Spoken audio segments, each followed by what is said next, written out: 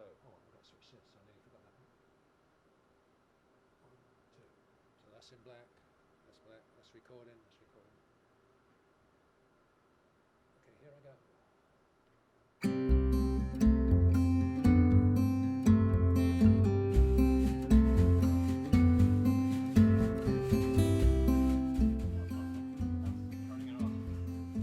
I'd like to call to order the April 2nd meeting of the Clearwater City Council. Would you please join me for the invocation and the Pledge of Allegiance? Holy God, holy mighty, holy immortal. O Lord our God, the prophets write that we should be strong and of good courage, that we should not be afraid or dismayed, for you are with us wherever we go. Yet you know how difficult it is sometimes for us to endure. So we begin our prayer with this simple plea: Lord have mercy, Lord have mercy, Lord have mercy. And we ask that our supplications rise up to your heavenly throne as incense, for you are the healer of our souls and bodies. And it is to you that we come with bowed head to ask you to protect and heal us from the coronavirus. O Lord our God, as we pray for our deliverance from all affliction, wrath, danger, and distress associated with this disease, we also remember to you those who lead the fight against the coronavirus, the doctors, medical personnel, scientists, and first responders across the globe. O Lord our God, we gather tonight to administer the oath of office to Frank Hibbard, Kathleen Beckman, and Mark Bunker, and we pray that your unseen hand guide them as they join council members David Albritton and Hoyt Hamilton in leading this city. O Lord our God, we also give thanks for the service of council members Bob Cundiff and Jake Polglaze. Keep them under the shadow of your wings and grant them length of days, good health, and the comfort of knowing that they served well. O Lord our God, as a new chapter begins tonight for the city of Clearwater with its newly elected leaders, I give thanks to you and to the citizens of Clearwater for allowing me to be their representative and mayor. As I leave this seat, I ask for your blessings upon this city, its residents, and especially my wife, Carolyn. And for myself, though unworthy I may be, I ask for your forgiveness and mercy now and forever. Amen. Amen. I pledge allegiance to the flag of the United States of America and to the republic for which it stands, one nation, under God, indivisible, with liberty and justice for all.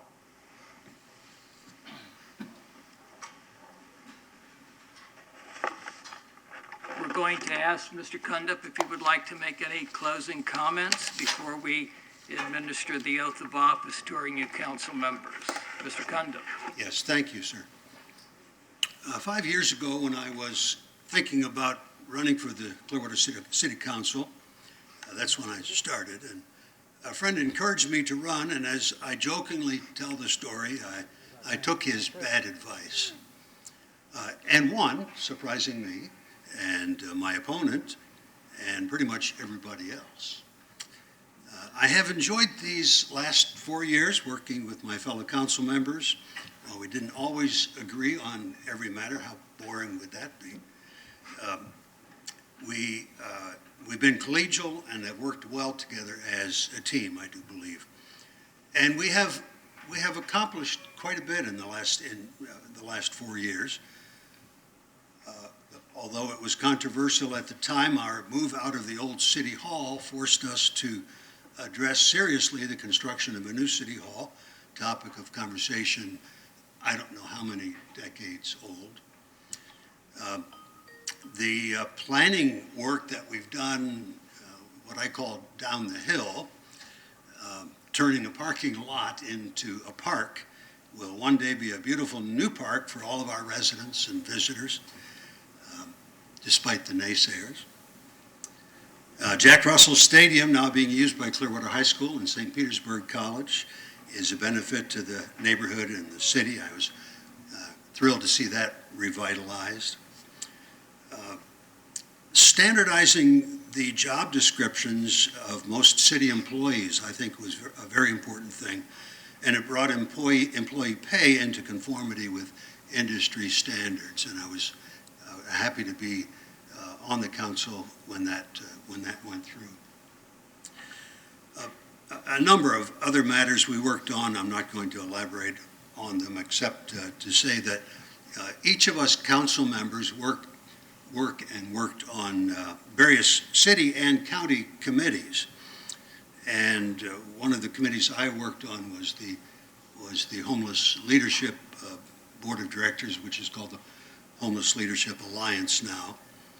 And I worked very hard to get services for the homeless moved to Clearwater, such as the STARS program, which came last summer, that helps mentor and train homeless individuals who volunteer for the program with job interviews and other things. Many duties in which I was assigned or for which I volunteer weren't really well known, but I was thrilled to see, for example, nonprofits step up and begin housing homeless residents who have little income. And in the last year or so, nearly 36 individuals formerly homeless now have their own apartments. And also the workforce housing has been moving along very well, hundreds of new apartments, and along with Habitat for Humanity, the great contribution they've been making. Also, a lot of folks don't know it, but there are a number of nonprofits also helping those who get out of jail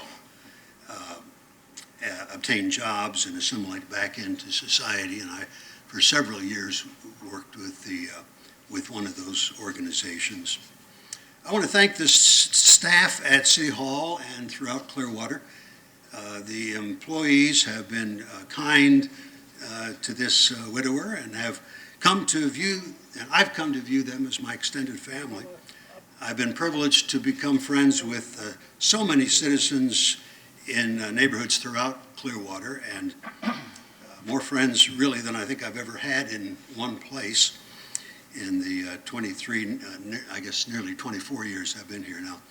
Since the election, I've had a number of friends and associates ask what my plans are for the future. I'll go back to teaching on probably a little more than a part-time basis, and we'll see what adventures come down the road for me.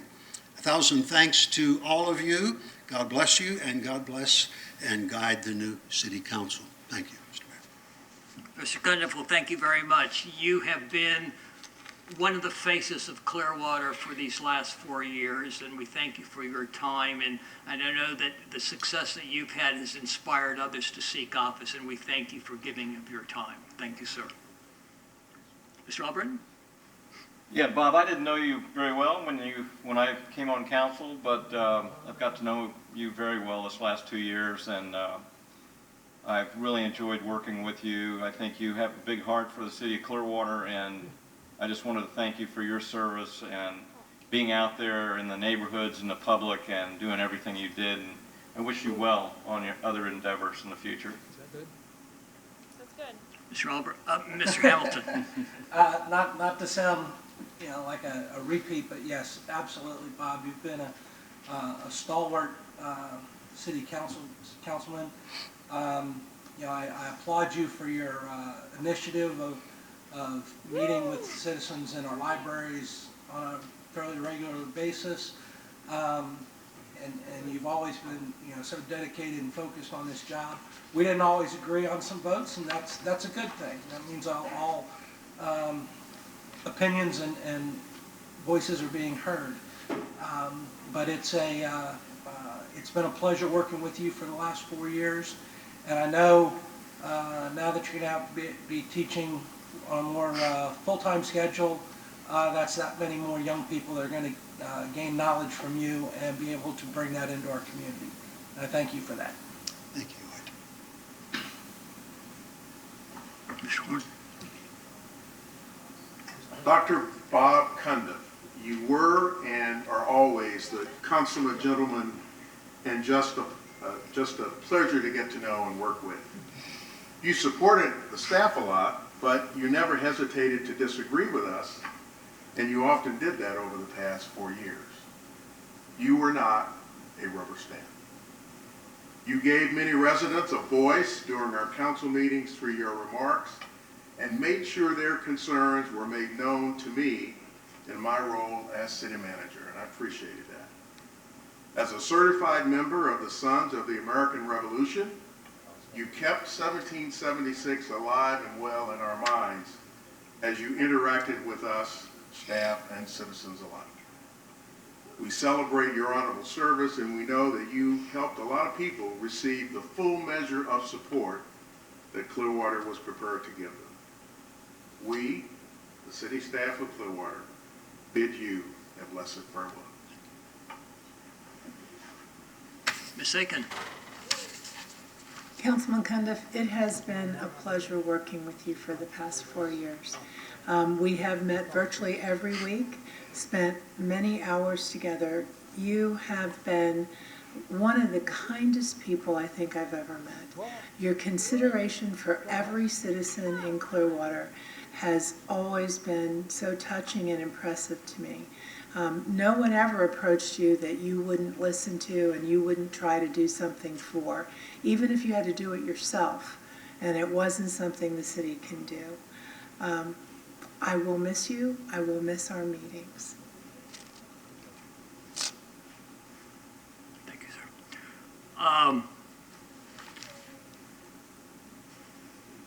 When we end this quarantine and social distancing, I want us to have a big party celebrating the city of Clearwater like we did for the 100th anniversary. I can't think of a better way to try to bring everybody back together. And I just, on behalf of Carol and myself, want to thank the citizens of Clearwater, want to thank our staff, our colleagues on the council since I started serving. It has been a joy being able to represent and work with each one of you and to serve the citizens of Clearwater. So thank you for allowing me to be your mayor and council member. Mr. Albrecht? And Mr. Mayor, if you don't mind, I'd like to repeat what I said last meeting. I was a little premature, but I'm glad I said it to your face because I didn't know this meeting might have been a virtual meeting. But I really enjoyed working with you, and we didn't see eye to eye all the time, and that's fine. But you were very, again, I think you love Clearwater, and that's what I love about you. You had the best in your mind, and you stayed that course on everything that you decided on. So it was an honor to work with you, and this isn't going to be goodbye from us, because I imagine I'll see you around town regularly like I did before. But again, good luck. Thank you, sir. George, you and I are kind of forever entwined because when I left the council in 2006, you took my place, and you've been on this body ever since. And then when I was came back to Clearwater and was able to get elected back onto here, I've had it's been a joy working with you for the last 6 years. Your knowledge of Robert's rules is unsurpassed by anybody I've ever met, and your adherence to that is remarkable. Frustrating sometimes, but remarkable. And but you are, and what I'm about to say, I mean as a 100% compliment, even if it doesn't sound like it, but you have ruined the office of mayor because nobody is going to be able to be as many places as you got to as mayor.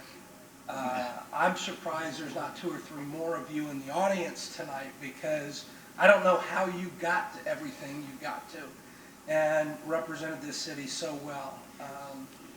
It's a tough act to follow. I'm glad I'm not the one doing it, my friend Frank is going to have to do his best. And I'm looking forward to working with him because we've worked together before as well. But you are more than my mayor. You're also my friend, and I hope to see you and Carolyn often. You have an open table at the Palm Pavilion, whatever you and Carolyn desire, as soon as we can get this place open. And I look forward to seeing you many, many more times Thank you. in the future. Thank you. Well, we're both leaving, Yes, so, sir. so we can say goodbye to each other here.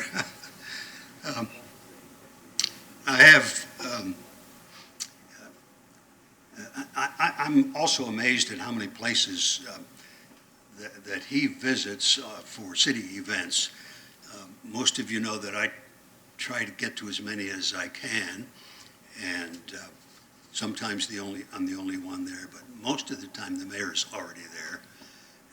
And then I read the next day or 2 days later on Facebook that he's been to 2 other places that I didn't even know were events that he had gone to. And so I learned an awful lot from him and from all of you really, but from George about what it's like to be a council member, and I have appreciated learning from you and yeah, a few times disagreeing, but that's okay too. And wish you the best, and whatever your 2 men and 2 mayors in a truck maybe, or whatever. Car. In a car. Maybe down the road. Thank you very much. Thank you, sir. Deeply committed to your faith, what captures how you impacted me and the staff is best described in the phrase, once an altar boy, always an altar boy. It wasn't just the remarks that you made on the dais or the prayers, but the small, more intimate discussions that revealed your commitment to do the right thing. In a true example of agape love, you care deeply about the staff with a special appreciation for the employees on the low end of the pay scale. You showed an unwavering support for the city staff even when you did not agree with us. When you disagreed with us, you always told us why, and we appreciated that very much. You will always be known in some circles as the city photographer who created an unofficial narrative through the many photographs you took and uploaded to your Facebook page. Your photographs suggested that you were everywhere, and since your gracious wife Carolyn was always with you, we frequently have held prayer vigils to keep her from being completely exhausted. Just kidding. Perhaps the most important aspect of your time as mayor was your love for Clearwater. As your tenure as mayor ended, you gave us a glimpse inside your heart, and we saw how much you cared about this city. That is perhaps the most admirable trait that any of us would ever want to see in our mayor. You hit that baseball on the numbers, and we as city residents appreciated it very much. Mayor George Kranekas, we bid Carolyn and you a blessed farewell.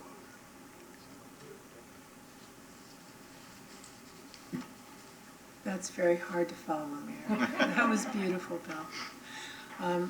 Mayor, I've enjoyed very much working with you these past 14 years.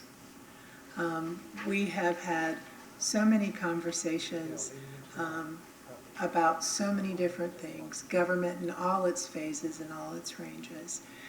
I will miss those conversations very much. You are a great friend. You are a wonderful mayor. Your concern and commitment to Clearwater, as Bill said, is just unrivaled. And you will be missed very much. Thank you. You'll know I would like to come and hug everybody who's here and all those who aren't here. That's the Greek way to hug and kiss on both cheeks. But we can't. We will just say, thank you very much. Thank you very much. Thank you very much.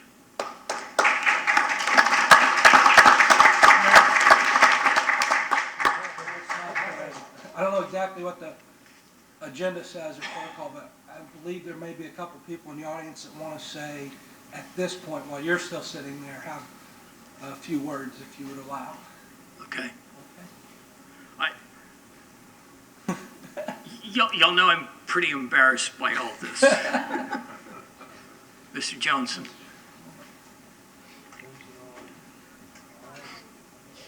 Thank you very much, Mr. Mayor, Dr. Cundiff, other council members. I prepared some comments and I wanted to include Mr. Polglace because he is also leaving. And the three of you have been an important part of the Clearwater Council and the community. I appreciate having the opportunity to formally address the council and express my appreciation to you even in these difficult times. I would admit that we haven't always agreed on every action, sometimes quite differently disagreed, but that is the way our system of government works, and the community benefits from the diversity of perspectives. Mayor Kriticus, your last 8 years have been distinguished by your being out everywhere in the community at all kinds of groups and events. You have opened up the council meetings to more community recognitions and celebrations, and I think that's really been good. Councilmember Bob, you have been a frequent presence in segments of the community that too often don't regularly see council members. And I appreciate your historical perspective and your thoughtful comments during the meetings. And a comment addressed to Councilmember Polglace. He had passion for Clearwater and downtown activities, and I would especially recognize his service with me when I was on the council, and we had a downtown subcommittee of the council during his first term. And I'm so pleased that in December of 2018, he helped see through the revisions to the downtown sign code that we together had proposed back in 2012. So to all of you, thank you for being open to me and to the Clearwater Neighborhood Coalition. I look forward to seeing you on the other side of the dais. And I would remind you that it's really a different world over here. And thank you very much. Thank you, sir. And thanks for reminding us about Mr. Polglace. He was not able to be here this evening. Mr. Polglace has sort of been like the Energizer bunny of all of us. He just had this drive and determination to try to make downtown succeed, and we thank him for all the work that he's done over the years. So with that, I will ask the city clerk to administer the oath of offices to the new council members and mayor.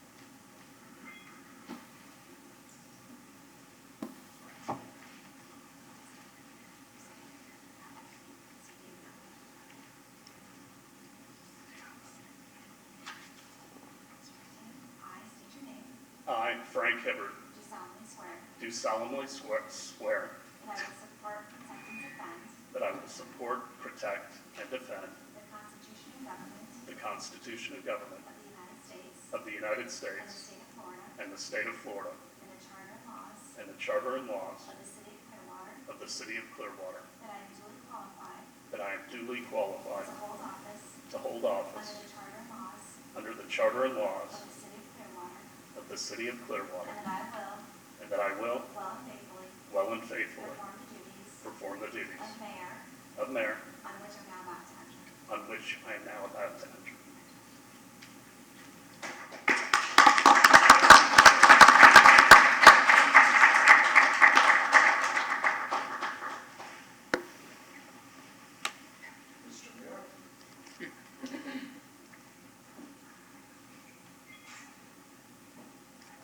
She's not coming up. Okay.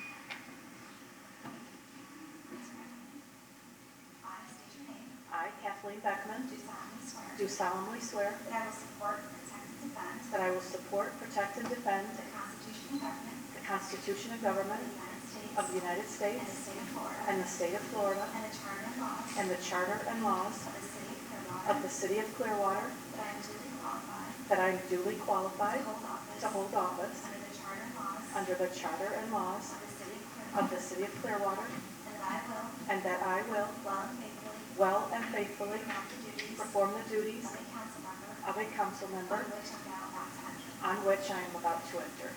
Thank you.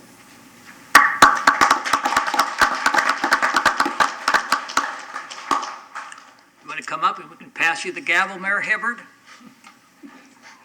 And then you can recess the meeting or whatever you want to do.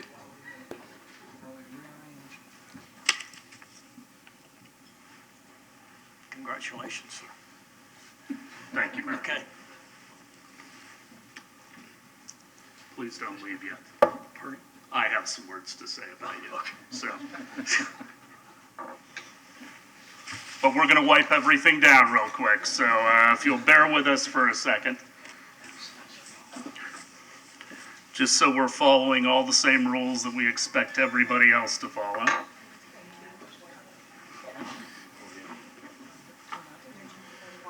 I've got some.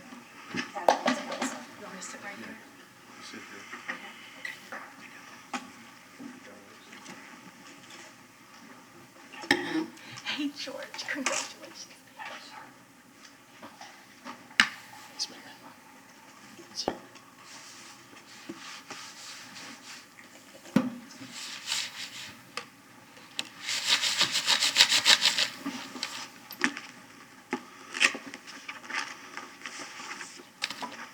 Do I need to turn that on, the computer? Oh, yes, you do.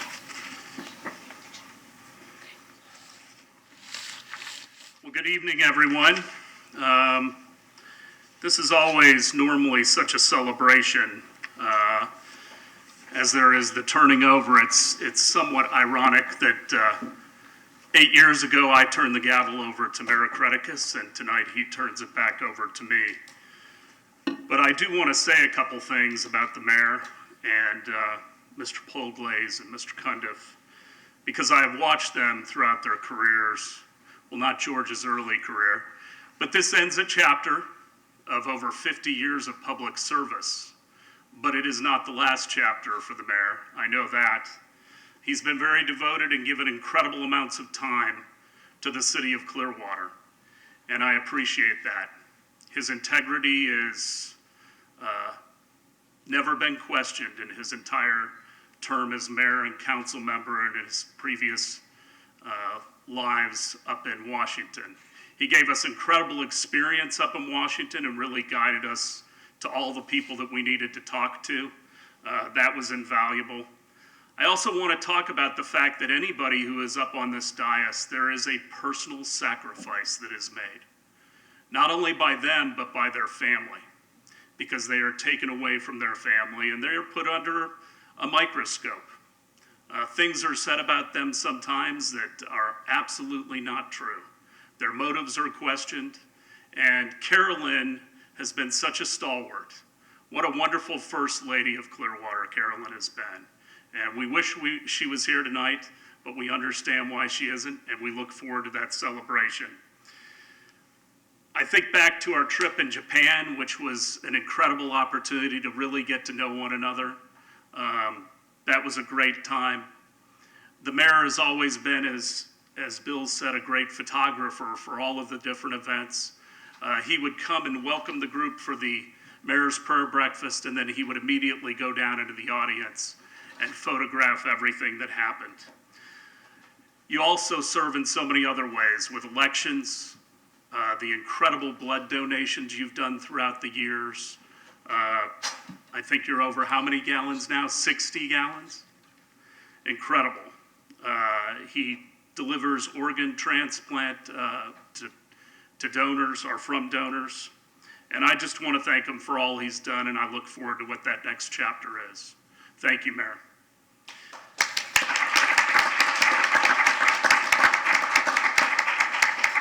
Councilmember Cundiff, I want to thank you for your open-mindedness and being out there and really listening to citizens. I appreciated your listening tours. I always thought that that was marvelous. Your devotion to the city and to the arts. And I look forward to your commitment that will be continued to educating our next generation. Thank you for all you have done. And then to Councilman Polglaze, I'm sorry he's not here. He really wants to protect his family. He has some young grandchildren in the house, and that's really critical. But his devotion to downtown was unquestioned. Through Jazz Holiday and through Blast Fridays, through the Clearwater Downtown Partnership, we just thank him for his passion that he poured out all over the entire city, and I just appreciate all of your service. So God bless you all.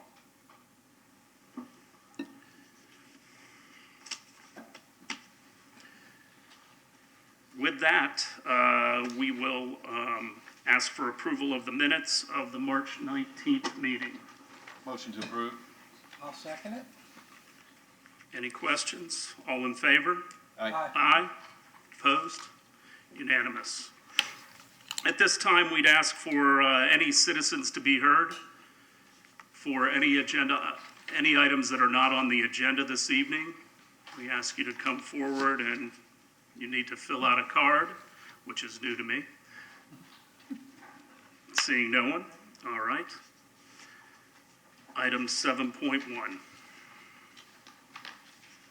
Approve the request from the owners of property addressed at 1006 El Dorado Avenue, Clearwater, to vacate a platted 5-foot utility easement lying in a portion of Lot 8, Block 69, Mandalay, as recorded in Plat Book 14, page 32 of the Public Records of Pinellas County, Florida, and pass ordinance number 9381-20 on first reading. Ms. Kivett. All right.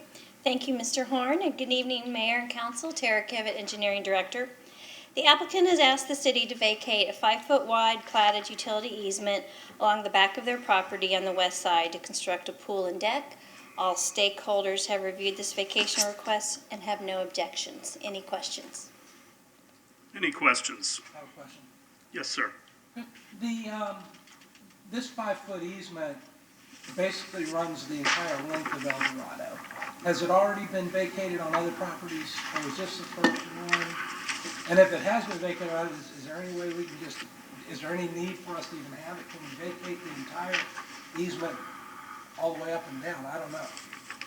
I believe there has been one or maybe two others. But typically, that's not something the city would instigate. We would require the individual property owners to come forth and request that. Any other questions? Anyone from the public to speak to item 7.1? See none, do I have a motion? Move to approve agenda item 7.1. You want a second? There you go.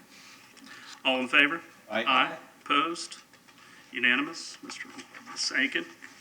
Ordinance number 9381-20, an ordinance of the City of Clearwater, Florida, vacating a platted 5-foot utility easement lying in a portion of Lot 8, Block 69, Mandalay, as recorded in Plat Book 14, page 32 of the Public Records of Pinellas County, Florida, providing an effective date. I'll make a motion to pass ordinance 9381-20 on first reading. Second. All in favor? Aye. Opposed? Unanimous. Item 7.2.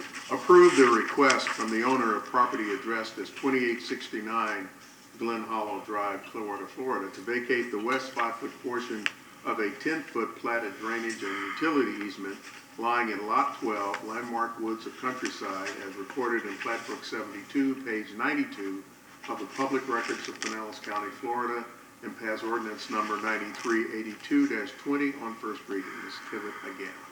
All right. We'll have Tara Kivett again, Engineering Director.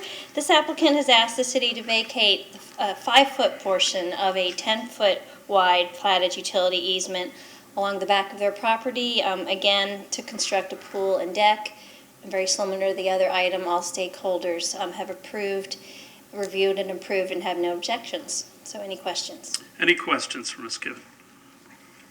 Mr. I'm Hamilton. assuming, looking at the aerial photo, I'm assuming this is a pool renovation of some nature? Because it looks like there's already a pool there. Right, I think they're expanding. Okay, yeah, no problem. Anyone from the public to speak to item 7.2? Seeing Move to none. approve agenda item 7.2. I second. All in favor? Aye. Opposed? Unanimous? Ms. Akin? Ordinance number 9382-20, an ordinance of the City of Clearwater, Florida, vacating the west 5-foot portion of a 10-foot platted drainage and utility easement lying in Lot 12, Landmark Woods of Countryside, as recorded in Plat Book 72, page 92 of the Public Records of Pinellas County, Florida, providing an effective date. I move to approve agenda item 7.3. Ordinance. Ordinance? The ordinance on 7.2. Okay. I'll second the motion to pass ordinance 9382-20 on first reading. All in favor? Aye. Opposed? Unanimous. Item 7.3. Approve the request from the owners of property addressed as 3086 Oak Brook Circle, Clearwater, Florida, to vacate the easterly 5 feet of the platted 10-foot utility easement abutting Landmark Drive and being a portion of Lot 11, Oak Brook Estates, according to the plat thereof, as recorded in Plat Book 118, pages 47-48 of the Public Records of Pinellas County, Florida, and pass ordinance number 9384-20 on first reading. Ms. Kivett again. This item is exactly like the previous item. Basically, the applicant has asked for a 5-foot wide portion of the existing 10-foot wide utility easement. Any questions?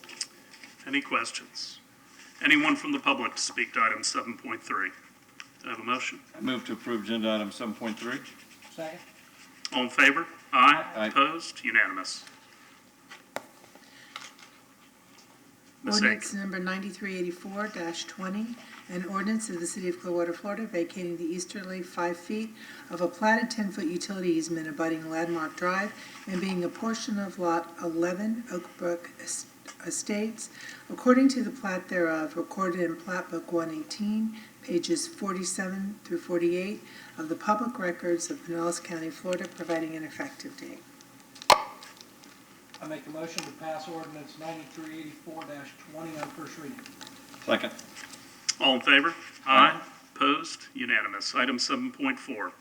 Approve the annexation, initial future land use map designations of residential low, RL, and water drainage feature overlay, and initial zoning atlas designation of low medium density residential LMDR district for 2764 North Terrace Drive, and an initial future land use map designation of residential low, RL, and initial zoning atlas designation of low medium density residential LMDR for 1748 L Trinidad Drive East, and pass the ordinances 9360-20, 9361-20, and 9362-20 on first reading. Ms. Clayton. Gina Clayton, Planning and Development Director. This is a voluntary annexation request involving 2 single-family homes. They are requesting sanitary sewer service and solid waste service. All the required impact fees and assessment fees have been paid by both, and they've actually already hooked up to service.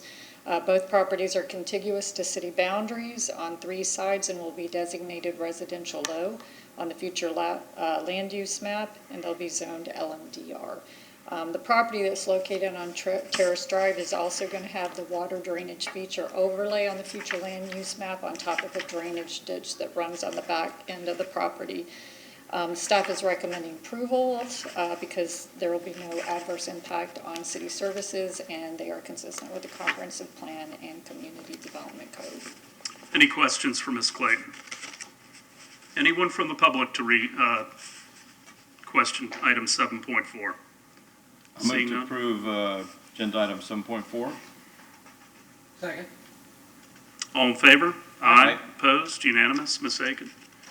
Ordinance number 9360-20, An ordinance of the City of Clearwater, Florida, annexing certain real properties located generally north of State Road 590, west of McMullen Booth Road, south of Sunset Point Road, and east of U.S. Highway 19 North, whose post office addresses are 1748 El Trinidad Drive East and 2764 North Terrace Drive, all in Clearwater, Florida 33759, into the corporate limits of the city, and redefining the boundary lines of the city to include said addition, providing an effective date.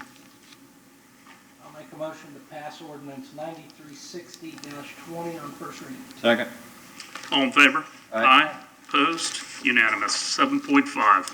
I have two more ordinances. Oh, I'm sorry. Ordinance number 9360. I'm rusty, Pam.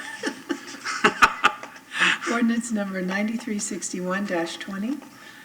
An ordinance of the City of Clearwater, Florida, amending the future land use element of the comprehensive plan of the city to designate the land use for certain real properties located generally north of State Road 590, west of McMullen Booth Road, south of Sunset Point Road, and east of U.S. Highway 19 North, whose post office addresses are 1748 El Trinidad Drive East and 2764 North Terrace Drive, all in Clearwater, Florida 33759, upon annexation into the City of Clearwater as residential low, RL, and water drainage feature overlay, providing an effective date. I move to pass ordinance 9361-20 on first reading. Second. All in favor? Aye. Opposed? Unanimous. Ordinance 9362-20, an ordinance of the City of Clearwater, Florida, amending the zoning atlas of the city by zoning certain real properties located generally north of State Road 590, west of McMullen Booth Road, south of Sunset Point Road, and east of U.S. Highway 19 North, whose post office addresses are 1748 El Trinidad Drive East and 2764 North Terrace Drive, all in Clearwater, Florida 33759, upon annexation into the City of Clearwater as low-medium density residential, LMDR, providing an effective date. Make a motion to pass ordinance 9362-20 on first reading. Second. All in favor? Aye. Aye. Opposed? Unanimous. 7.5. Approve the annexation, initial future land use map designation of residential urban, RU, and initial zoning atlas designation of low medium density residential, LMDR district for 1919 Shenango Avenue and 1274 Sediva Circle North, together with all rights of way of Shenango Avenue and Sediva Circle North, not currently within the city, and pass ordinances 9363-20, 9364-20, and 9365-20 on first reading. Ms. Clayton again. This is a voluntary annexation petition that includes 2 single-family homes. They are requesting sanitary sewer service as well as solid waste service. The owner on Shenango has already paid their fees and have connected, and then the owner on Sediva still needs to do that. The Development Review Committee is also requesting that you annex 2 acres of right-of-way in the vicinity of this area so that we can have more consistent maintenance in this part of the city, and also to reduce confusion over who is responsible for maintenance in the area. Each property is contiguous to the city boundaries and will be designated residential urban on the future land use map and zone low medium density. Staff is recommending approval. Any questions for Ms. Clayton? Anyone from the public to speak to item 7.5? I move to approve agenda item 7.5. Second. All in favor? Aye. Aye. Opposed? Unanimous. Ms. Aiken? Ordinance number 9363-20, an ordinance of the City of Clearwater, Florida, annexing certain real properties located generally north of Sunset Point Road, west of North Betty Lane, south of Union Street, and east of Douglas Avenue. His post office addresses are 1919 Shenango Avenue and 1274 Sediva Circle North, all in Clearwater, Florida 33755, together with all rights of way of Shenango Avenue and Sediva Circle North into the corporate limits of the city, and redefining the boundary lines of the city to include said addition, providing an effective date. Make a motion to pass ordinance 9363-20 on first reading. Second. All in favor? Aye. Aye. Opposed? Unanimous. Ordinance number 9364-20, an ordinance of the City of Clearwater, Florida, amending the future land use element of the comprehensive plan of the city to designate the land use for certain real properties located generally north of Sunset Point Road, west of North Betty Lane, south of Union Street, and east of Douglas Avenue. His post office addresses are 1919 Shenango Avenue and 1274 Sediva Circle North, all in Clearwater, Florida 33755, upon annexation into the City of Clearwater as residential urban RU, providing an effective date. I move to pass ordinance 9364-20 on first reading. I second. All in favor? Aye. Opposed? Unanimous.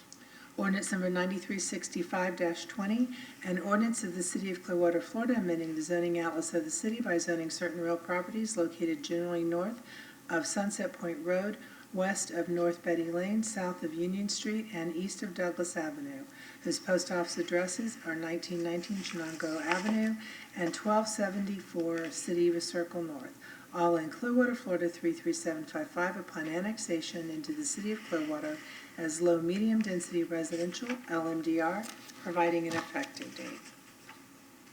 Make a motion to pass ordinance 9365-20 on the first reading. Second. All in favor? Aye. Opposed? Unanimous. Item 7.6. Approve the annexation, initial future land use map designations of US 19 corridor, US 19-C, and preservation P, and initial zoning atlas designations of US 19 and preservation P districts for 24323 and 24479 US Highway 19 North, and pass ordinances 9366-20, 9367-20, and 9368-20 on first reading. Ms. Clayton again. The applicant is requesting annexation of two properties along the US 19 frontage road, just north of Sunset Point Road, and the acreage would be 26.3. One parcel is the former Southern Comfort Home Mobile Home Park, which you know is now vacant, and then the other property is adjacent to the south and includes a variety of commercial uses. The owner is requesting this annexation so that upon redevelopment, they can obtain city sanitary sewer service and solid waste service. We don't have any plans at this time, so I'm not really sure what their intentions are. The properties are located in an enclave and they're contiguous to city boundaries. The parcel to the south would be designated US 19 corridor and zoned US 19. The northern parcel would also be designated US 19 corridor, and there is a portion on the eastern side of the property that needs to be designated preservation. This parcel will be zoned US 19 and preservation as well. The land use is handled a little differently in the US 19 zoning district. Pursuant to our comprehensive plan, we are allowed to bring in properties and put on the land use map US 19. That's not the typical situation if you want to change the land use. So we will be able to annex this, but we have to move it on to the countywide planning authority for a future land use amendment, and then also up to the Department of Economic Opportunity, because it's considered a large-scale plan amendment because it exceeds the 10 acres. Any new development on this property will have to meet all of our city infrastructure standards, which is a good thing because you know this property has had problems with its sanitary sewer service in the past. The annexation is consistent with the comprehensive plan and the code, and we are recommending approval. Be happy to answer any questions. Any questions for Ms. Clayton? Mr. Hamilton? Hey, Jim, as I look at the map, the dotted line, there's a carve out right on the frontage road. Is that the preservation piece? No, that's a separate parcel. Okay. The preservation piece is over by Regency Oaks, Okay, along the cool. eastern So property what, line. the parcel that is carved out in this kind of in circles, is that It's under separate owner or separate ownership and the whole 9 yards? Isn't that a rental car? It is. Okay. Oh, that's the, Yeah, it's one of the rental car sales. yeah, sales of used rental cars. Okay. All right. Other questions? That southern portion, that looks like automobile storage of some sort, is that? There's that indoor batting academy, there's Okay. U-Haul rentals and outdoor storage. Okay. We don't know of any environmental issues on the property. I do not. I believe the applicant's representative is here if you have any questions about that. I see Ms. Cole stirring. I do have that question. I mean, I didn't really look at the property beyond seeing the aerials. I just wondered what they were storing behind. Good evening, Katie Cole with the law firm of Hill Ward Henderson, representing the owner of the property who's applied for annexation.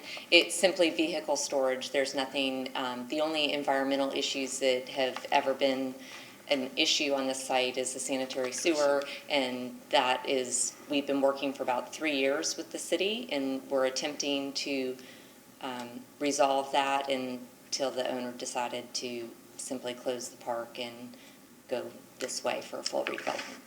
Thank you. Any other questions for Ms. Cole? Thank you. Thank you.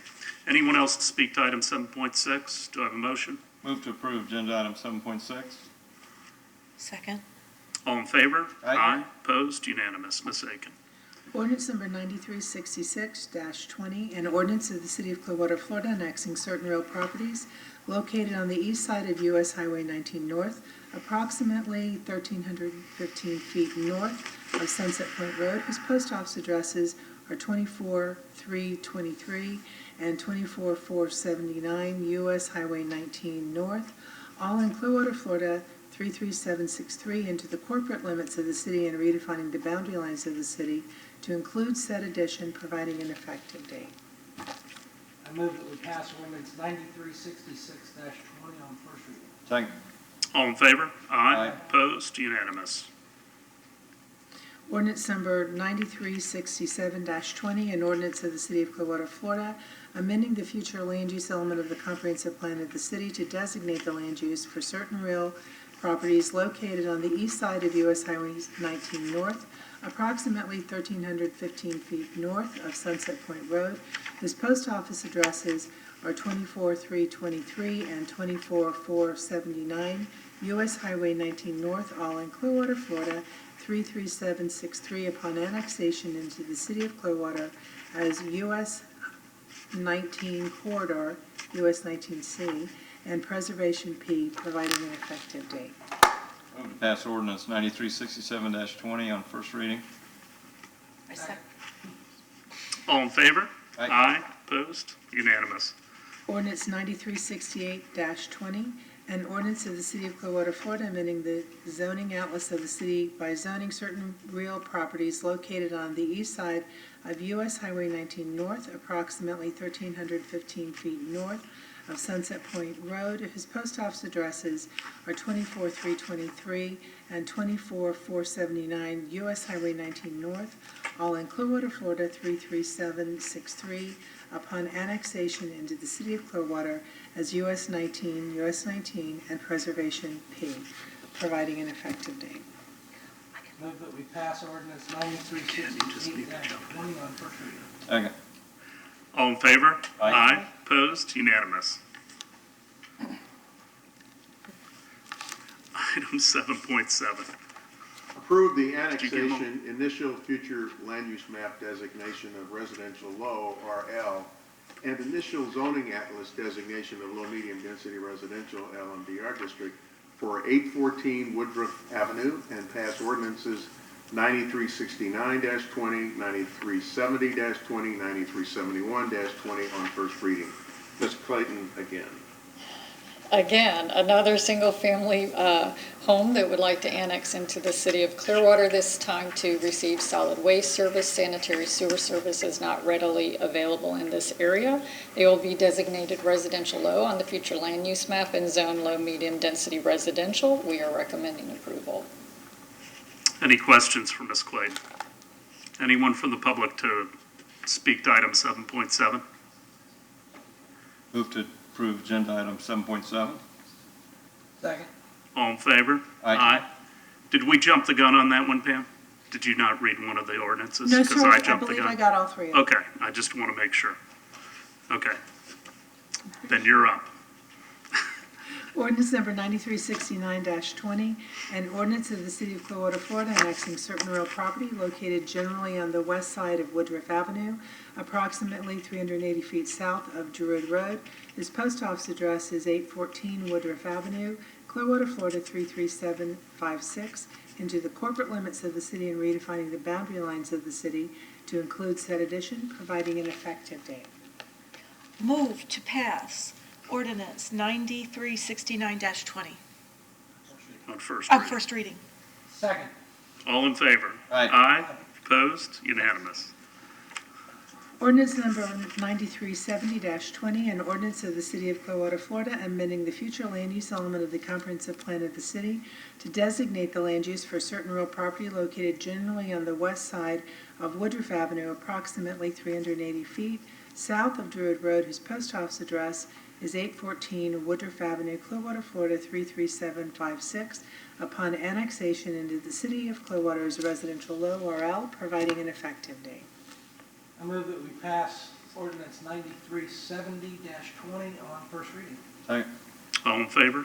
Aye. Opposed? Unanimous. Ordinance number 9371-20, an ordinance of the City of Clearwater, Florida, amending the zoning atlas of the city by zoning certain real property located generally on the west side of Woodruff Avenue, approximately 380 feet south of Druid Road. His post office address is 814 Woodruff Avenue, Clearwater, Florida 33756, upon annexation into the City of Clearwater as low-medium density residential, LMDR, providing an effective date. Move to pass ordinance 9371-20 on first reading. Second. All in favor? Aye. Opposed? Unanimous. Item 7.8. Approve the annexation, initial future land use map designation of residential urban RU and initial zoning atlas designation of low-medium density residential LMDR district for 2730 Daniel Street, together with a certain portion of Daniel Street, Charles Avenue, State Road 580, and McMullen Booth right-of-ways, and pass ordinance number 9375-20, 9376-20, and 9377-20 on first reading. Ms. Clayton. Last one. Voluntary annexation for solid waste service again. Sanitary sewer service is not located in this area. The property is contiguous to city boundaries and will be designated residential urban and zoned low-medium density residential. The DRC is recommending that you annex almost 6 acres of right-of-way in the vicinity of this site along Charles Avenue, Daniel Street, and McMullen Booth Road. This will again clear up maintenance responsibilities and clear up any confusions with rights-of-way being split between two jurisdictions. We are recommending approval. Any questions for Ms. Clayton? It's almost more of a comment than a question, but when you look at the dotted line map of what all we're annexing in, that's the, in my entire career, that's the most unusual configuration I've ever seen, but it is the one property we're actually annexing is that one small box in the middle of the, That is kind it. of in the middle of it all. That is it, And yes. we're- This is the most, Right of ways around it, so we can get to it. that's, Okay. all right. Other questions? Looking at the photos, the roads that we're annexing don't look to be in very good condition. And I just was curious, what we're buying here. Because if you look at all the street views, I don't see stormwater. They don't even look like they meet our width requirements, and I'm just curious, what we're buying as far as future expenses for the city. Has that been talked about? I have not been involved in any conversations. This is a condition that we find often in the county. Well, we find this out in the unincorporated areas. We already have annexed quite a bit of property anyway. I have no idea what the price tag may be to upgrade, and unfortunately, I think Tara's already gone. Well, we'll see it again on second reading, but I'd like to have some of those questions answered before the next reading. This is not uncommon for us to take advantage of really kind of simplifying our ownership, county ownership, and so. And I understand that. And you remember that. I do. Yes, I just, okay. wonder what else is coming with it. What's behind door number 2? So, with that, is there anyone to speak to item 7.8? Move approval of agenda item 7.8. Second. All in favor? Aye. Opposed? Unanimous. Ms. Aiken. Ordinance number 9375-20, an ordinance of the City of Clearwater, Florida, annexing certain real property located generally on the west side of Daniel Street, approximately 150 feet southwest of Charles Avenue, whose post office address is 2730 Daniel Street, Clearwater, Florida, 33761, together with a certain portion of Daniel Street, Charles Avenue, and State Road 580 and the Mullenbooth Road rights-of-way into the corporate limits of the city and redefining the boundary lines of the city to include said additions, providing an effective date. Move to pass ordinance 9375-20 on first reading. Second. All in favor? Aye. Opposed? Unanimous.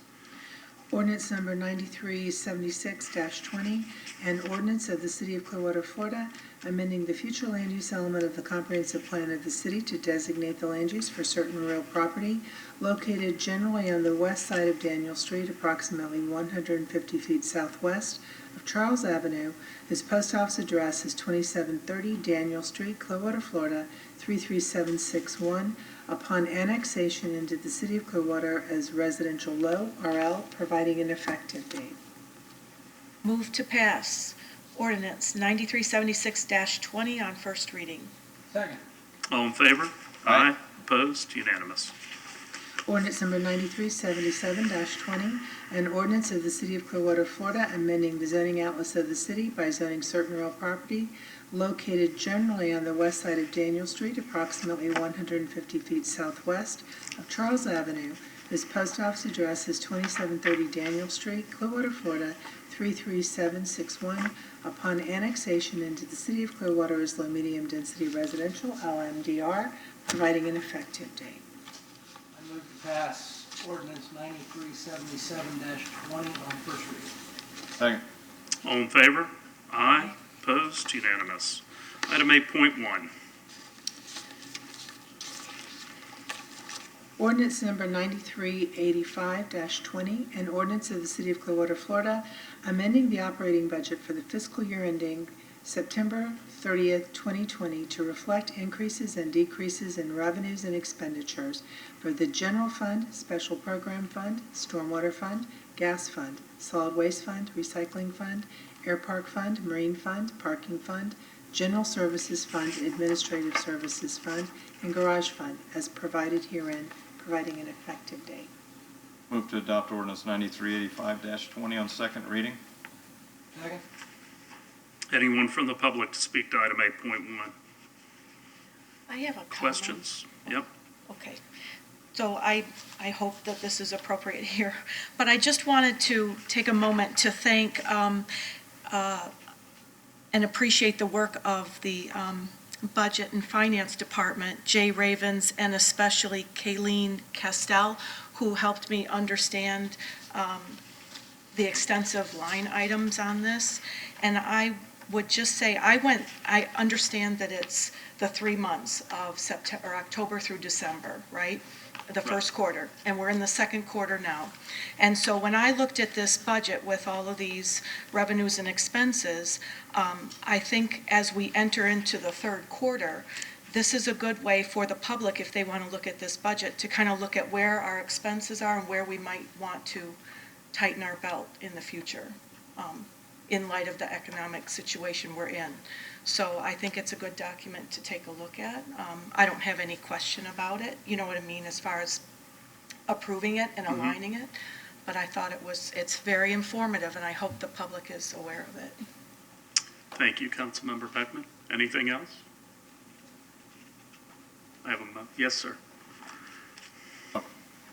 We probably will be looking at a lot of things after this next couple of months, I'm sure, so. And things will probably be changing, and we'll be discussing that probably every meeting, I imagine. Yeah. those are the times we are in, but I think we're all ready for that, so, and I know the staff is already preparing. So with that, I have a motion and second. All in favor? Aye. Aye. Opposed? Unanimous. 8.2. Oh, mistaken. Ordinance 9385. Yes, sir. Ordinance number 9386-20, an ordinance of the City of Clearwater, Florida, amending the capital improvement budget for fiscal year ending September 30th, 2020, to reflect a net increase of $1,034,201, providing an effective date. I move to adopt ordinance 9386-20 on second reading. Second. All in favor? Aye. Opposed? Unanimous. And 8.2? That was it. That was 8.2. Goodness. All right, Mr. Horn. Adopt ordinance number. No, resolution. Resolution. Oh, we're at 9.4, I'm sorry. Yeah, it's all right. I'm messing y'all up tonight. No, that's okay. Confirm COVID-19 emergency proclamation and adopt resolution 20-14. You give them the Are you ready for the resolution, or do you want an update or briefing? I don't need one, but we've read it. Resolution number 20-14, confirmation of COVID-19 emergency proclamations, April 2nd, 2020. A resolution of the City of Clearwater, Florida, confirming declarations of a state of emergency and continuing emergency measures, providing an effective date. Anyone from the public to speak to item 9.1? Have a motion? I move to approve agenda item 9.1. second. All in favor? Aye. Opposed? Unanimous. Anything else, Mr. Horn? No, Mayor. Or no, she just did. I just She did. just read it. No, Mayor, I have nothing else. Ms. Aiken? No, sir. Okay. There were a couple things that I asked the city manager about before we go to closing comments, so I'd like to just cover those real quickly. The first is that I've already been talking to Amplify, which for those of you who still haven't caught their new name, that is our old Chamber of Commerce. So we've had a couple meetings to talk about recovery after this crisis has passed. And I think it is important that we start to already prepare the ground so that it's fertile when that time comes. We've had a couple conference calls, and I would like your support because I think it's something Amplify ought to lead, but I also think that we ought to have a staff member on that task force that can help be a liaison between the city, also give some guidance. My hope is that it will be a two-pronged approach. The first is that we get some real experts on helping businesses take advantage of the CARE Act, because it is pretty difficult waters to navigate. We want to make sure that all of our businesses are taking advantage of everything that is in the bill. So that's the first part. I have talked to Harry Glenn, who's been very helpful out of Washington.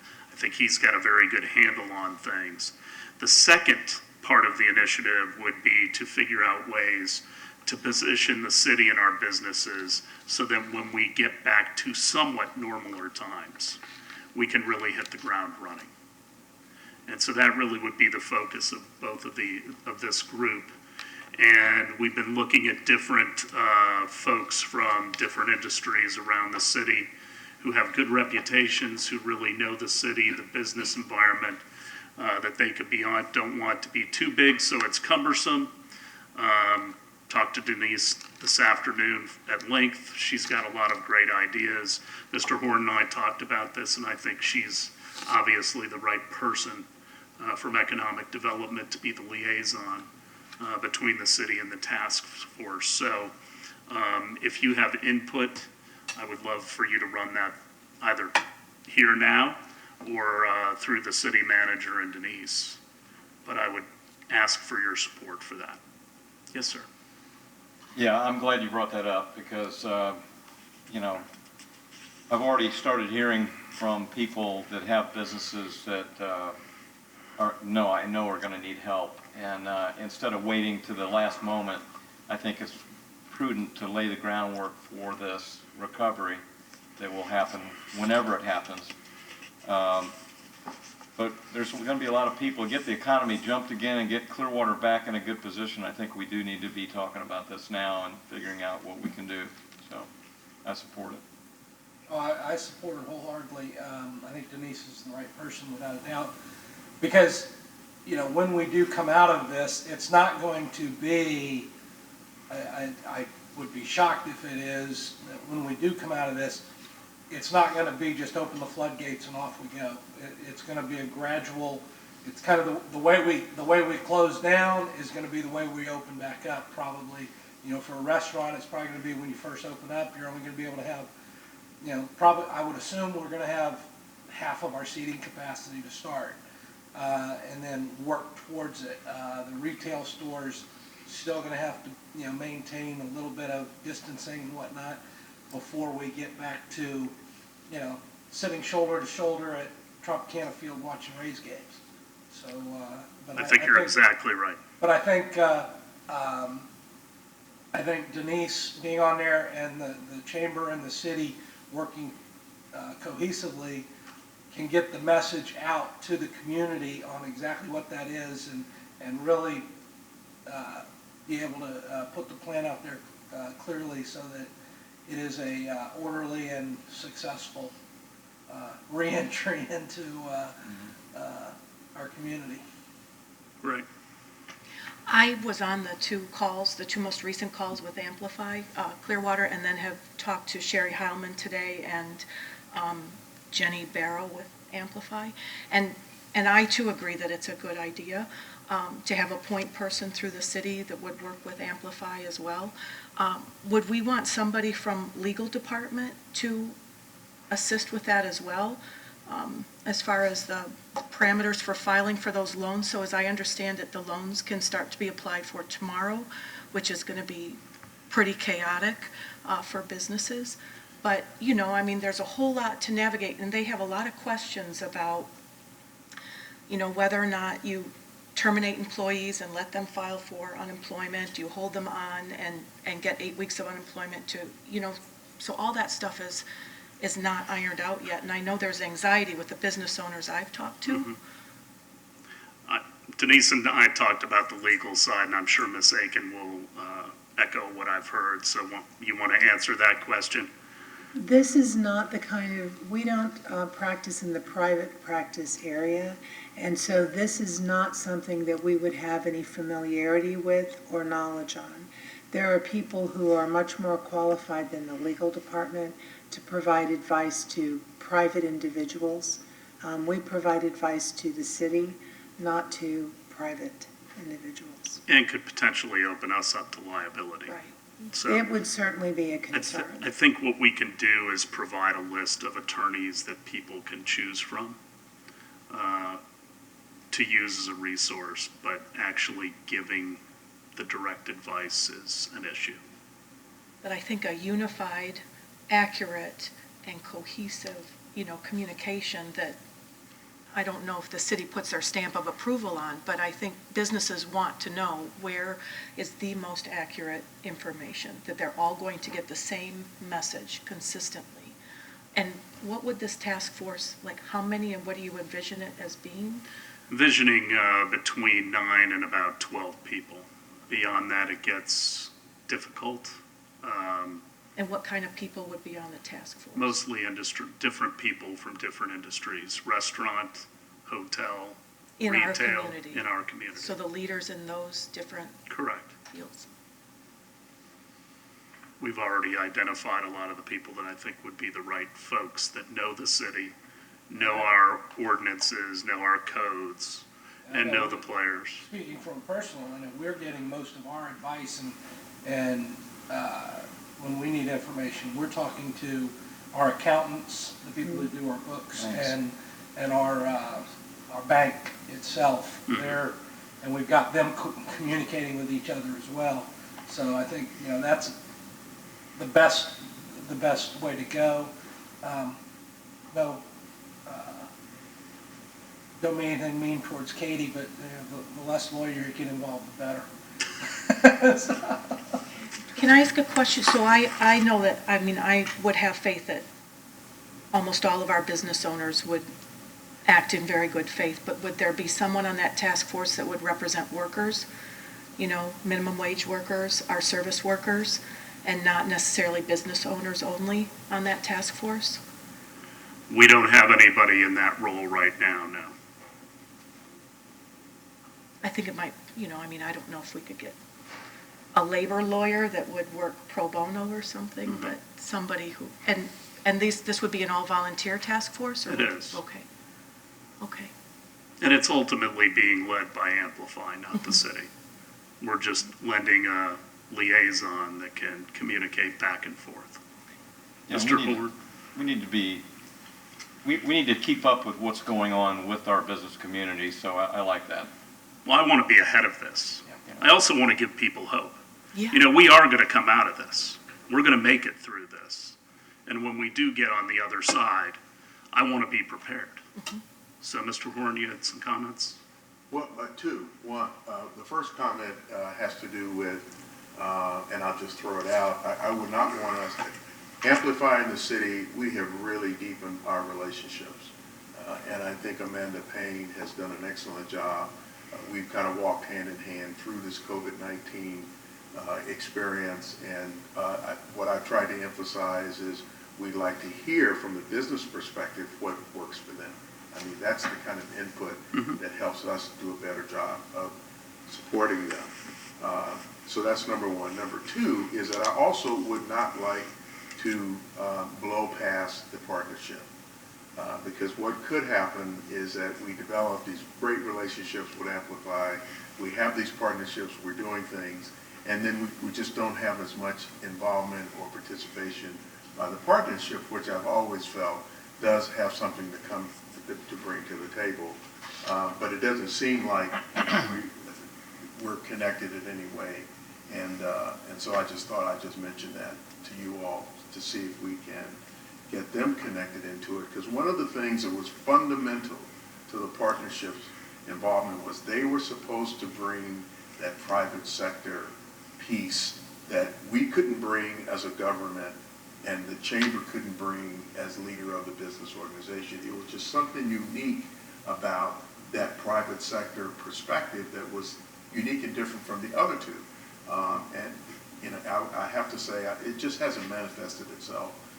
Now that we're experiencing COVID-19, the world's changing. We're going to move it into a new normal. This may be the best opportunity to really understand and bring in some involvement from the partnership. So I know some of you may be a little bit more familiar with the partnership than others, but you know, maybe we can reach out and see what's going on there. Well, I think it would make perfect sense for the partnership to be part of the task force, without a doubt. You know, just have them involved and have a representative or two on the task force. So. Okay. Anything else on that? I'll keep you all up to date. The second item that I talked to Rosemary about is, and I don't want this to be misconstrued, everybody does things a little bit differently. When I left office in 2012, Mayor Creticus did some things differently than I did, and I'm probably going to change back to doing some of the things the way I did them back then. I'd like to go back to the way I felt more comfortable. I think that's one of the benefits of being mayor and winning the election is that with all of you in agreement, there are some things I would like to go back to. The first is that I would like to go back to having some discussion at work sessions. I think that is kind of our time. I think it gives everybody a better idea of what to anticipate at the actual council meetings. We certainly have a lot of discussions. I know that there was a reason that, you all went away from that. And I mean, I caveat it with the fact that we keep under control and the length of the meetings don't get out of hand, but I think it is helpful to have discussion, not just questions. but that is a rule that has to be changed. I'm wholeheartedly in agreement. Okay. The second is, I probably did, well, it's not probably, I did not follow Robert's rules as closely. And during council meetings, I actually like a little bit of discussion before a motion is made, so that we can build consensus and then a motion be made. I understand there's control issues there, but I don't believe that we ever had any problems in the 7 years that I was mayor. And I thought that in many ways it streamlined the process, because once a motion was made, I think we knew where it was going. So I don't know if you all are comfortable with that, but that's something I would like to change. You're driving. Okay, I love that answer. You've got the gavel. You can, if the truck get out of hand, you've got the gavel and can. Another thing I'd like to do is I'd like to answer questions from citizens to be heard after all of citizens to be heard is complete, if we can answer them. Oftentimes, there are staff members that have to be consulted. They aren't in the audience. When that occurs, we're going to get the person's name, telephone number, and contact information, and we will get them an answer. But I know that some of those have been answered at the end of the meeting. I don't see any need for somebody to wait if we have an answer till the end of the meeting, which sometimes can be 3 and 4 hours. So I would prefer to change that. And that's really, those are the big 3 things. The only other one is I'll be reading proclamations from up here with you. Okay? Mayor, we'll do our best if we can anticipate what the, if we know there's a person in the citizens to be heard who's going to bring something forward, and we'll have a question, and we know about it well in advance, then we'll try to, have a resource here so that we can address it. Otherwise, like you pointed out, if we don't have the expertise here, then we'll have to take the name and phone number, and then the next meeting we can certainly address it. We can also advise you all as to what the answer is the following day. Very good. Before we go to council comments, we've had a lot of questions coming in about a lot of different things. We've only been back this week. You all have been around. This is a really unusual environment we're functioning under. And so the city is going to be as responsive as it possibly can. But just understand that those personnel who are not necessary are following the governor's order, and they are at home. If they can work via computer, they are. But so we do not have all hands on deck right now. So I would ask citizens for a bit of patience in getting responses on different things, and understand that just like everything else in your life right now, this isn't normal. We are under abnormal circumstances. And so reactions and service will be a little bit different as we try to keep people safe, which is our number 1 priority. And I just want people to understand and remember that. And if you're getting out of sorts, I think you need to take a deep breath and ask, am I being rational and reasonable? Because I think everybody's trying to deliver a really high level of service under very stressful circumstances. And I don't know if you want to add to that. You said it. Okay. So, council comments? Ladies first? Sure. I just have a couple things that I wanted to first say thank you to Mayor Kretikos and council members Poglaze and Cundiff for their service to the city and their dedication. There are big shoes to fill. I'm excited to have this opportunity and humbled and looking forward to making a difference. I wanted to say thank you to our city clerk, Rosemary Call, and to city manager, Mr. Horn, and city attorney Pam Aiken and Patty Kuligowski for helping me to get settled into my duties on day 4 here after being officially sworn in. So I'm excited.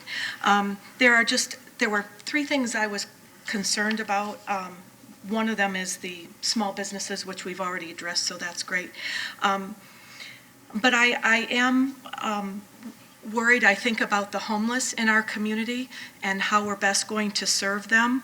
And I worry about increasing our attention to hygiene and sanitation and where they're going to be housed. And I know we haven't had any rain, but I just worry about the stress level, and taking care of them is like taking care of all of our residents, whether they have a home or not.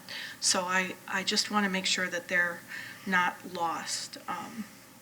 And then the other thing is, I wonder how we might be able to use this COVID-19 crisis as an opportunity to really celebrate us coming together and helping each other and supporting each other and building a sense of unity, and that we're in this together. And I think it's an opportunity, and I hope that we can take advantage of that as well, and that it continues on after COVID-19 is gone. Because the outpouring of concern and care that I see is commendable. But there's more to do. There's a lot of stress and worry, and I'm concerned about our residents. I really am. That's all I've got. Thank you. Councilmember Albrecht? Well, I wanted to just welcome you to council, and Mr. Bunker and Mayor. I look forward to my 2 years of working with you, and I think we can get a lot done. I just wanted to kind of mirror what you said, but maybe in a different way. Everybody's in this together, and that's the thing that I think brings people together, is because we're all in this together. The city is a business, and we've got 1,900 employees, and our employees have been cut back just like all other businesses have. So please be patient. We're trying to, we have to do extra things for our very secure places like our water treatment plants and sewer treatment plants to make sure that if some infection goes there, we've got people to run it. And we're making every effort, our city manager is making every effort to try to keep this big thing rolling during this time. So we want to hear from you. We still want to hear, but just be patient with the city of Clearwater. We're doing the best we can, and we'll try to keep, safety number one, and then all the other services will probably be like your yard waste pickup. I think a lot of people didn't get that message. That's going to be cut back. So just be patient, and we're going to try to do the best we can here.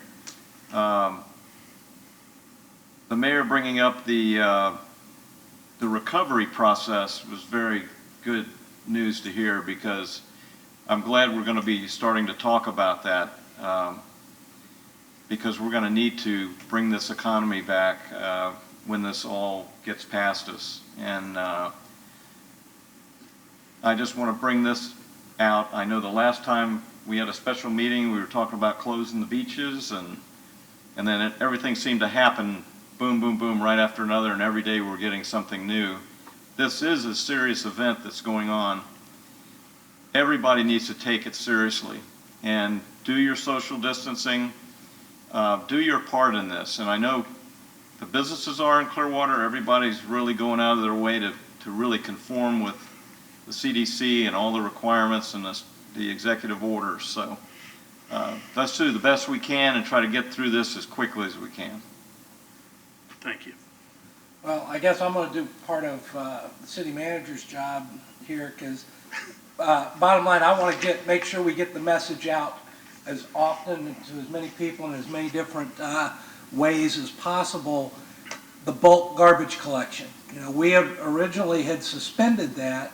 People didn't get that message, and because everybody has time on their hands now that they haven't had, they're taking this opportunity to trim bushes and do everything around their homes, and they're putting it all out to the street, and we weren't going to be doing our bulk pickup because of it. Well, We're going to do bulk pickup next week. Monday through Friday, we're gonna be on our normal schedule. If that's your normal day for pickup, you can have bulk trash down to the street next week. After next week, there won't be any. So get it, if you're working on a home project, get it as far as that's gonna involve a lot of yard waste or whatever, get it done now, and so it can get picked up next week. Great job. Thank you, sir.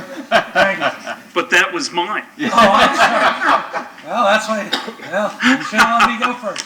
Mayor, I forgot one thing. Yes, sir. Unless you all tell me differently, our meetings, our future meetings will be done remotely. Yes. Is that okay? Okay, so just so the public understands this, will be something going out explaining where they could see it Yes. And how they can engage. and how they can engage. And be patient, And because teaching me how to do that it. first go around probably will be a little bit problematic. If you want to make a comment, And teaching we're me. gonna make certain that people can, but it probably will not be as smooth as it is here. So, but it'll be safer. Yeah, it'll feel different, but. But we'll pick it up. The public piece, you know, we really value that.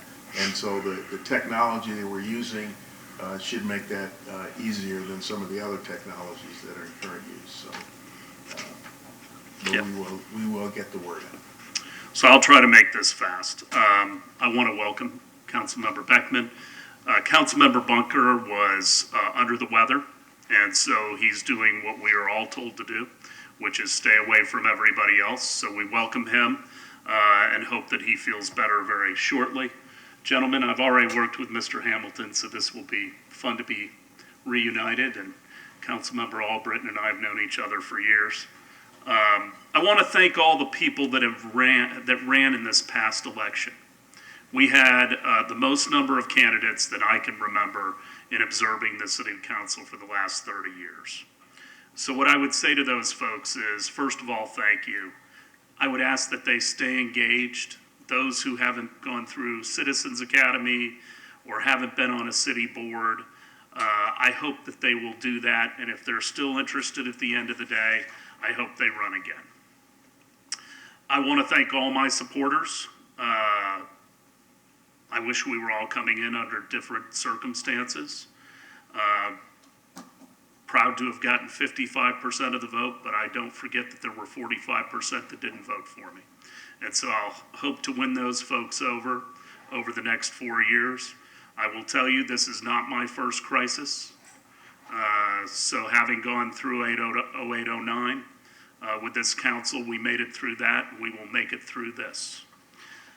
We've got a strong community and a strong country. I would ask that people be thoughtful. People do deal with stress differently. We've talked about that already. Challenges like this bring the best out in some people, and also, unfortunately, sometimes the worst. And if you think the worst is coming out in you, you need to step back and thank somebody on the front line, like our police officers, our firefighters, our medical staff that are putting themselves in harm's way. And I don't think any of us would have ever thought this, but the folks at Publix and Walmart and the drugstores that are there day in and day out being exposed to a lot of people and keeping all of the rest of us pretty comfortable.